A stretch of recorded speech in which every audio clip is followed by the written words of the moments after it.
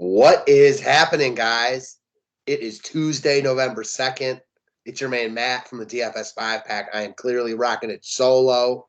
Ryan is really tied up today with only 5 games. Figured you'd get me just rocking it solo for NBA.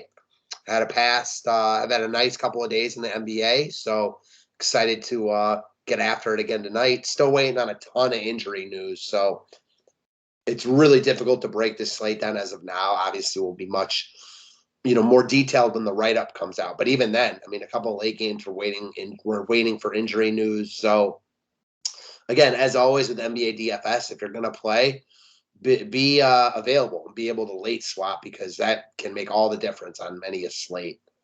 That being said, just so we can kind of get in and out of here quickly, let's dive right in. I will screen share this and we'll be off and running. So again, like I said, only 5 games, so not a ton of options. For a 5-gamer, though, it's got plenty of good plays. Starting off with Milwaukee at Detroit. As far as the Milwaukee side goes, I mean, they just got so many guys out with Drew Holiday. Dante, obviously, is still out. Chris Middleton's now out. Brook Lopez is out. Giannis is questionable, but he's going to play. How do you not just lock in Giannis here? I mean, the only way you don't play Giannis is if you think this game is an absolute blowout. But with Milwaukee so shorthanded, it's hard to see it. So Giannis looks like a clear lock in all formats. He's not like, Drummond was last night or Harrell was last week because of his price point. He's 11-6, but he's by far the best play on the slate. And then the other Milwaukee guys are clearly in play. You got Grayson Allen, who's been more solid than spectacular. As Ryan said, one of these games he's going to go off from 3. He shoots a lot. It's a good spot against Detroit. He's wildly in play. Pat Connaughton, he's wildly in play. He plays bigger minutes. He was not good last game, but that's okay. He's not going to be good every game. That's why he's priced at 4.6K. Same thing with Jordan Nwora. He's been off the past 2 games. I'd be hesitant to go to him. Hasn't been very aggressive, but we know the upside is real with him, and I don't think he's going to get any love. So we saw a guy like Gorgeous Niang go off last night for Philly, and he was very low owned compared to the other guys who started for Philly and Shake Milton, etc., who were much more popular. Shake Milton was not very good, and Niang went for like 30 DK points. So sometimes that can be all the moves you need to make. Not saying I love Nwora here, but I do think that he's going to be lower owned compared to some of these other Milwaukee guys. So yeah, just worth noting that. And then another guy that's really, I think, a nice value piece in all formats is George Hill. Didn't play him last night when I kind of wanted to, and I'm pissed because he had nice value. He's even cheaper today. I mean, 3,800 for a guy playing 30-plus minutes. Like I mentioned, no Drew Holiday still, no deep. They just need him right now. Good spot against Detroit. I think you just play George Hill and move on. Even if you don't want to play too much Milwaukee, it's hard to get away from them on this slate. It really is. And then as far as the Detroit side goes, they got a lot of bodies, so it's hard to really love anything from Detroit. That said, Cade Cunningham at 3,600 is still wildly in play.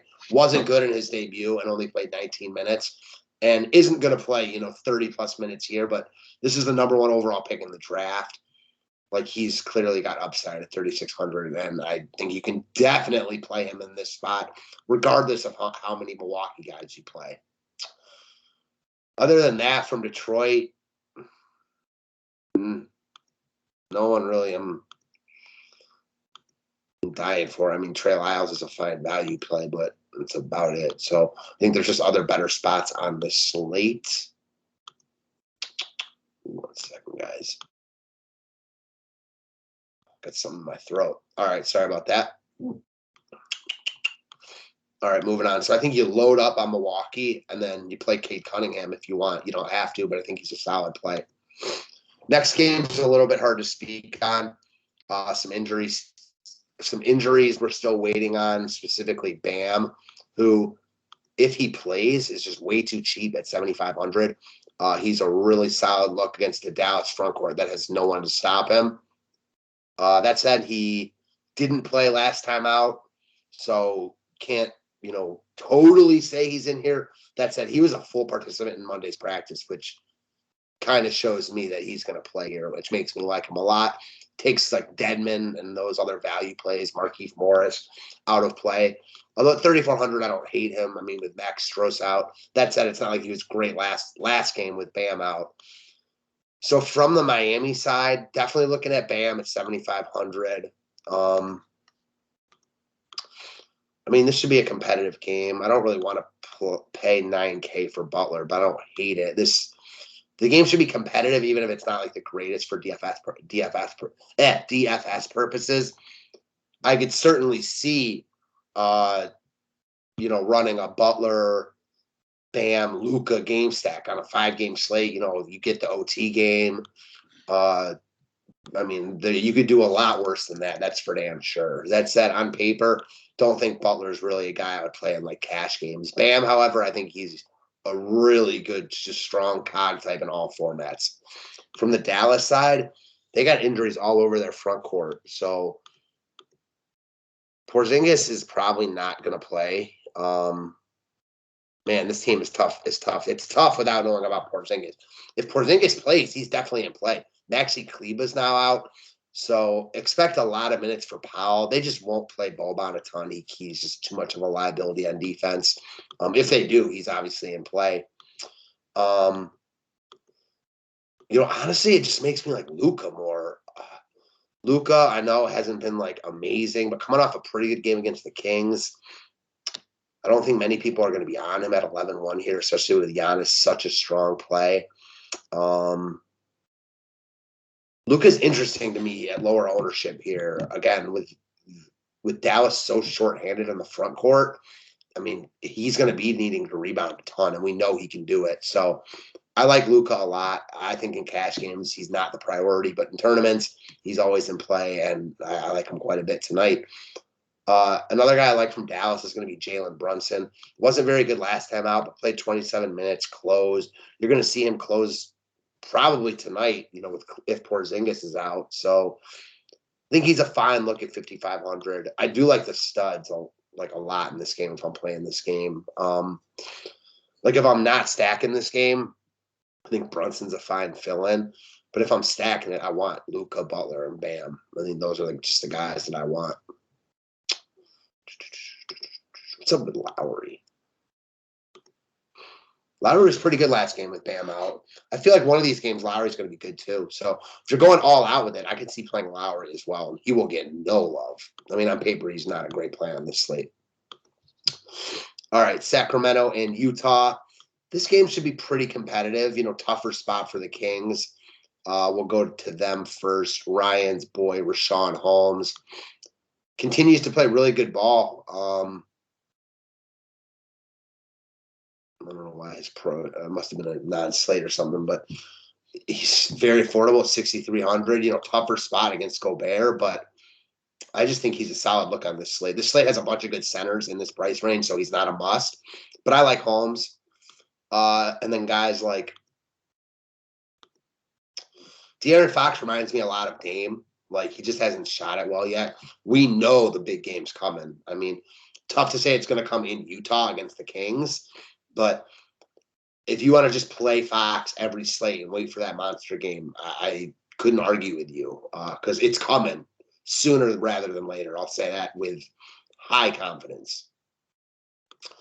All that said, I probably won't play him. If I'm playing one lineup tonight, I probably won't play him tonight. I like other spots more, but this game kind of like the last game. I mean, if you like a stack here, Fox, we'll talk about Utah in a second, Holmes, I think Halliburton's fine. If I'm stacking it, I like him. If I'm not, I don't really love him. Those are the three guys I'd be looking at from Utah. We got both D. Mitchells in this game. I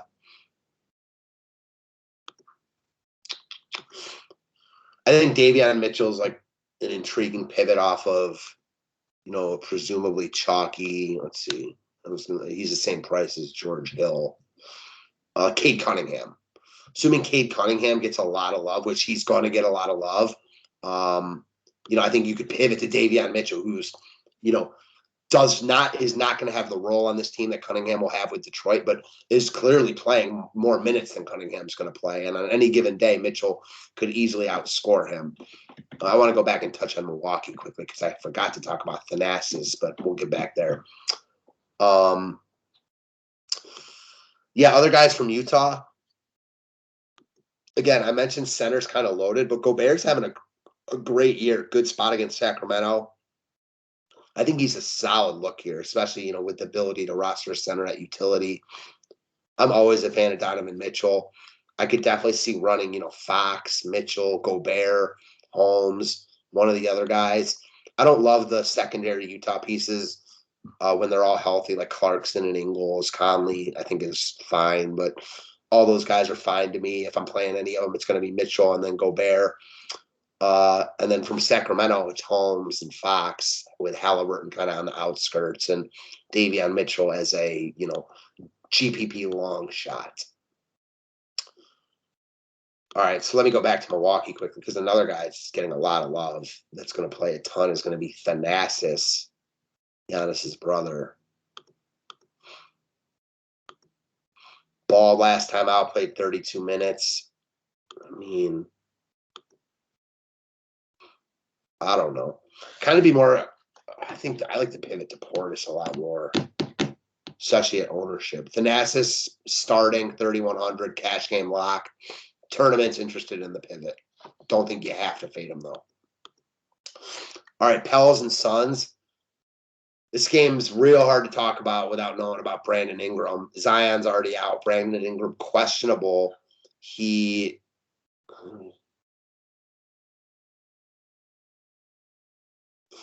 So he sat out last game. He might be able to play tonight, but you also got Devontae Graham questionable. So New Orleans is just a tough nut to crack right now. If all those guys are in, I'm not interested in anyone except J-Val. J-Val has been crushing this year, playing monster minutes. He's still too cheap, probably 8,500. He's in play on every slate he's on. This one's no different. If everyone is healthy for New Orleans, I like J-Val a lot. If guys are out, I think he becomes even more of a lock. That's why it's hard to get to the guys like Gobert, et cetera. If Ingram and Graham happen to be out, then you're really looking at guys like Kira Lewis and Nickeil Alexander-Walker, maybe some of the other fill-in pieces. But, we'll have to get to that when we get to that. We might not know until way after lock, and that's just the nature of the beast in the NBA. None of these guys would be like must, though, for me. Josh Hart, solid look. If Ingram is out, I like Hart. So if you want to, keep at least a couple late spots open so you can finagle your lineup, I think that's worth doing. Like I mentioned at the beginning of the video, late swapping is huge here. If Ingram and Graham are out, there's definitely going to be value on New Orleans. So just pay attention to that. As far as Phoenix goes, they're healthy except for Ayton being questionable.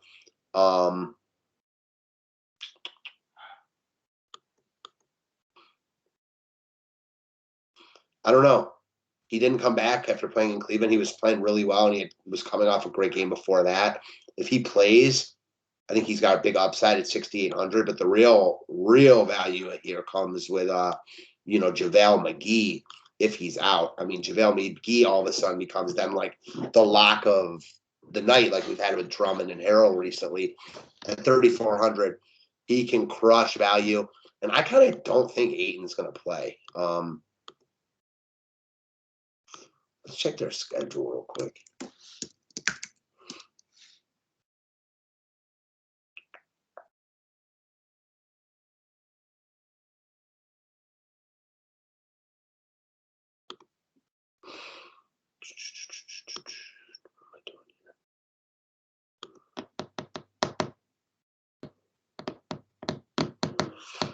Okay, so New Orleans plays tomorrow. Sacramento plays tomorrow at home. Dallas plays tomorrow.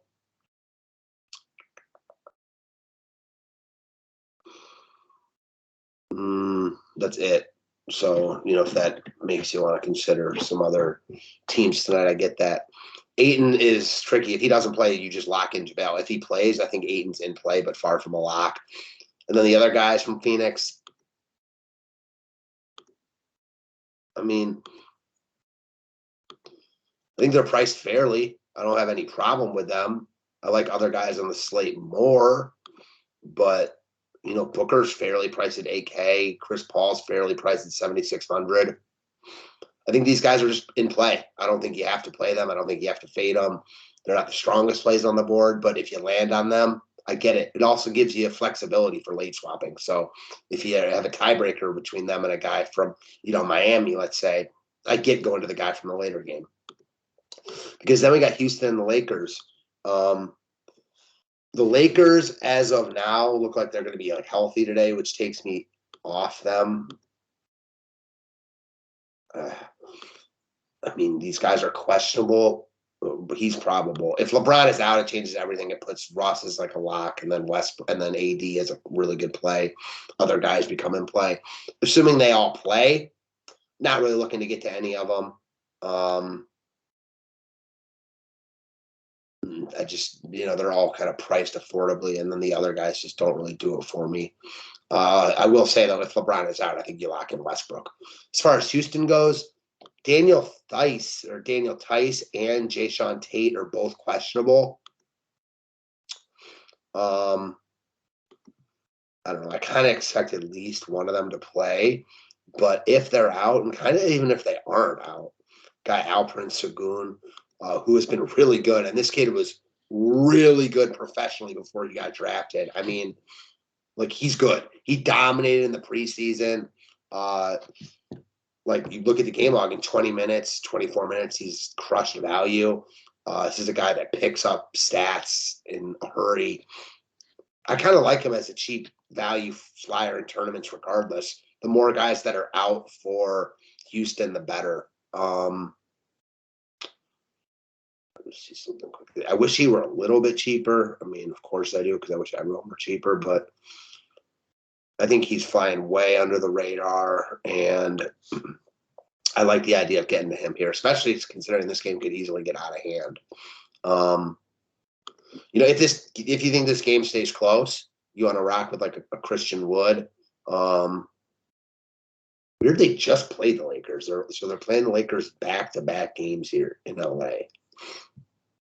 This is bizarre. So, again, these guys just played. They were fine.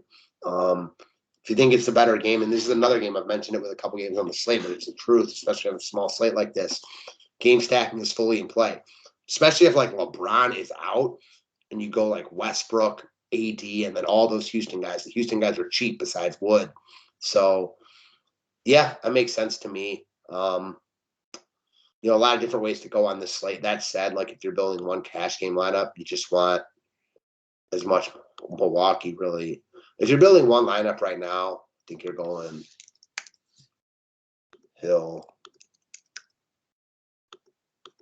Cade.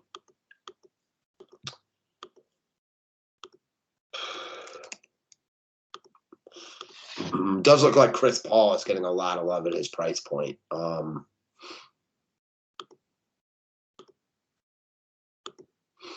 mean, I get it. I think it's fine. Good matchup. I don't think he's a must, though. I mean, there's other guys I like more. I think that, like, these are like the core four in cash games as of right now. Then you can kind of go with it how you want.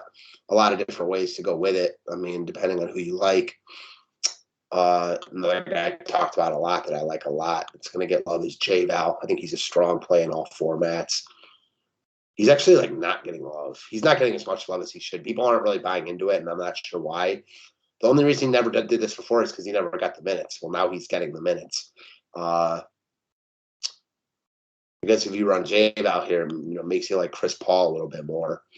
And then we talked about my boy Sengun, who I know I'll try to squeeze in there, but there's another guy I was just thinking about.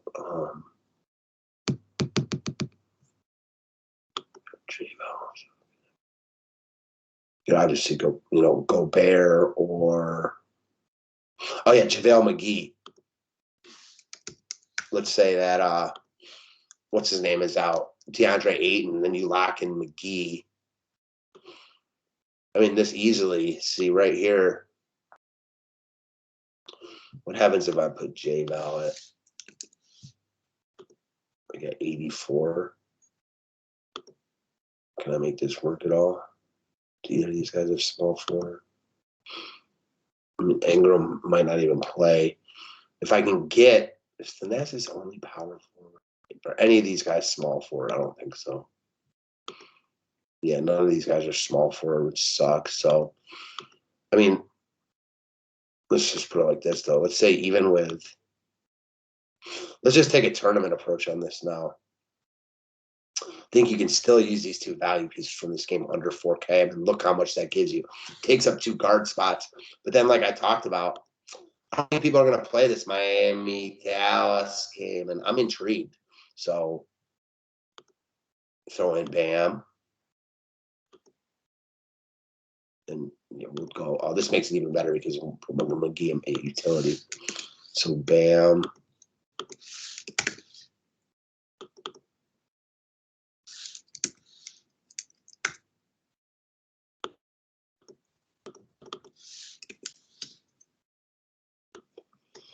Oh, because I don't have this game clicked.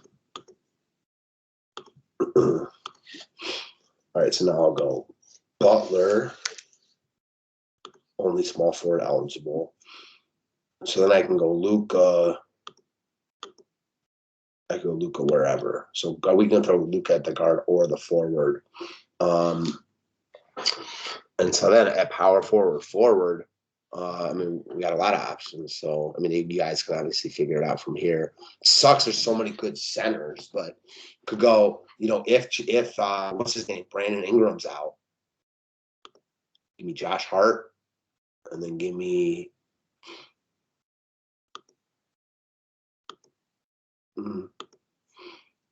probably not. But I want more late exposure too. So I like the Josh Hart the Josh Hart call there. And maybe instead of like Cade Cunningham, you go Kira Lewis, who's even cheaper. You're already playing Hart. What if Graham and Ingram are out?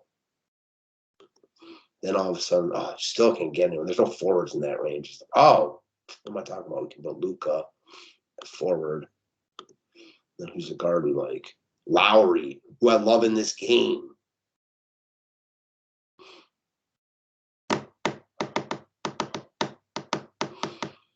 This is really interesting. And then I was going to say, if we went back to Cade, because now we have 66 for a guard. I didn't even look at that before. I mean, if Graham plays, not a guard. I know I'm going a little overboard tonight, but God, I'd like Alexander Walker there is the thing. So try to maybe make him work. Can't get it there, though. I like the one line I had, so just have to wait and see. I know I went a little bit extra today. I got to go, guys. Sorry for the long video. I'm sure most of you appreciate it, though. So thank you guys as always, and have a great Tuesday. Let's crush it tonight.